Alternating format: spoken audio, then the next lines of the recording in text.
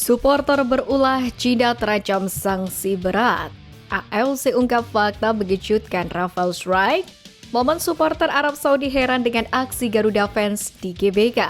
Fakta menarik Piala AFF 2024. Post like di bawah, lanjut simak informasi selengkapnya sebagai berikut.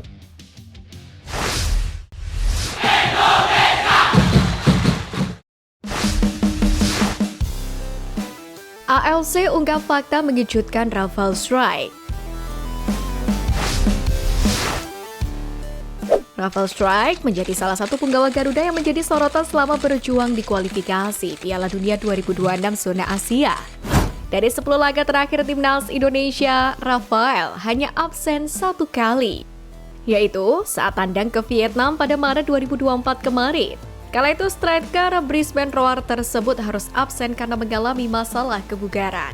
Sementara dalam 4 laga terakhir, Rafa selalu bermain penuh dan membentuk duet andal dengan Ragnar Oratmangun di lini depan.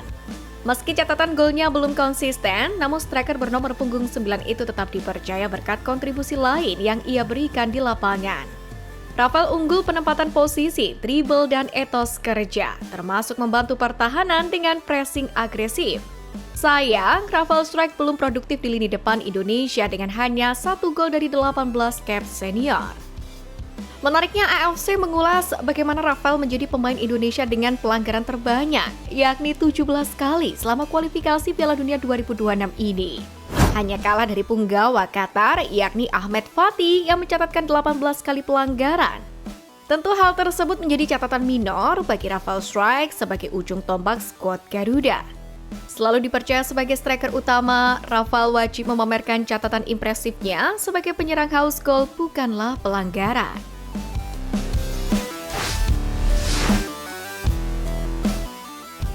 Momen supporter Arab Saudi heran dengan aksi Garuda fans di GBK.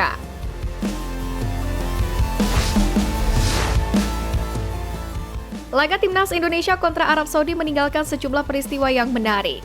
Supporter tamu merasa heran melihat fans tuan rumah yang melakukan ibadah sholat di stadion. Momen itu tertangkap melalui salah satu kamera pendukung timnas Arab Saudi yang hadir langsung di GBK. Warga negara Arab yang dimaksud ialah Khalid Al-Lolian.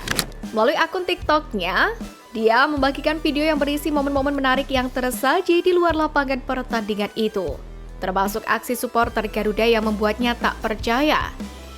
Khalid Al-Lolian yang berbicara dengan bahasa Arab menjelaskan apa saja yang disaksikan di depan mata termasuk ketika melihat adanya supporter yang mendirikan sholat maghrib.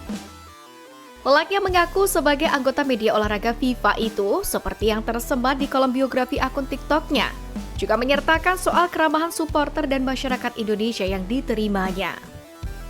Kemegahan dan kebaikan masyarakat Indonesia, bunyi tulisan yang disematkan Khalid dalam videonya itu. Sepanjang pertandingan, Khalid Al-Lolian sendiri memang banyak mengunggah video berisi pengalamannya saat menghadiri langsung pertandingan timnas Indonesia melawan Arab Saudi di SUGBK. Dia tak hanya mengunggah momen-momen menarik yang tersaji sepanjang pertandingan, sebab peristiwa-peristiwa yang dijumpainya ketika masih berada di luar stadion pun tak luput dari laporannya. Fakta menarik Piala AFF 2024. Pertama, berganti nama.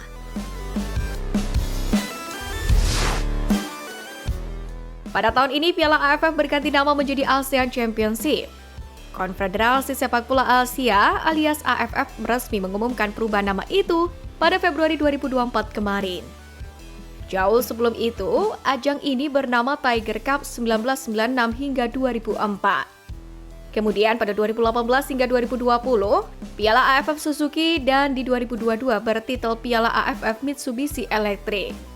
Selain nama, AFF pun juga meluncurkan logo baru yang merepresentasikan dari pecinta sepak bola di kawasan Asia Tenggara.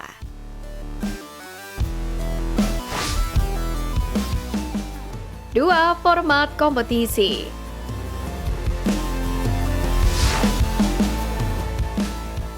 Sama seperti edisi sebelumnya, Piala AFF 2024 akan dimainkan dengan format round robin pada fase grup ini, di mana setiap tim akan memainkan 2 partai kandang dan 2 laga tandang. Dua tim teratas pada klasemen akhir grup A dan grup B otomatis melaju ke semifinal. Pada fase ini, pertandingan akan dimainkan 2 leg. Format yang sama pun dipakai pada laga final.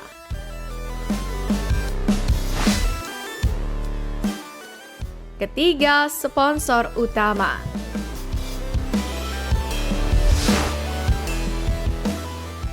Piala AFF 2024 alias ASEAN Cup 2024 tetap menggandeng Mitsubishi Electric sebagai sponsor utamanya.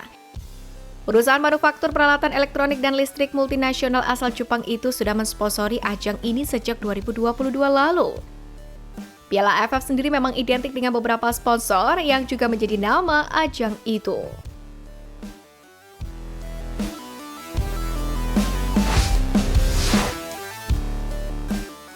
Supporter berulah, Cina terancam sanksi berat.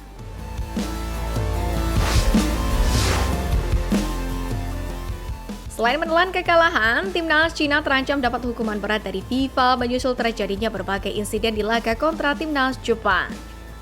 Seperti diketahui, Cina harus mengakui keunggulan Jepang dengan skor 1-3, yakni pada laga itu.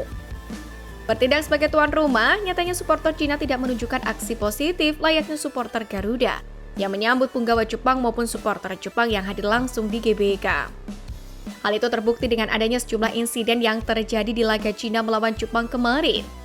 Yang pertama adalah supporter Cina mencemooh lagu kebangsaan Jepang sebelum pertandingan dimulai. Kemudian, beberapa di antara mereka, supporter Cina, ada yang menggunakan laser dan ditunjukkan kepada kiper Jepang, Ayane Suzuki, untuk mengganggu konsentrasi. Bahkan pertandingan sempat dihentikan sementara gara-gara ada seorang supporter yang menerobos masuk ke lapangan. Menanggapi insiden ini, mantan bek timnas Jepang yakni Yuzo Kurihara berharap FIFA melakukan tindakan tegas hingga memberikan hukuman berat agar tidak terjadi lagi di masa mendatang.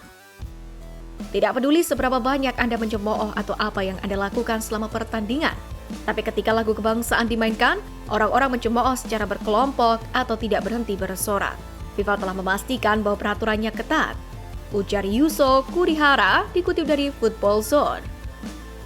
Bahkan media Cina 163.com pun telah mewanti-wanti tim nasional mereka mendapatkan hukuman berat dari FIFA, seperti pengurangan poin atau bahkan skorsing, yakni penangguhan.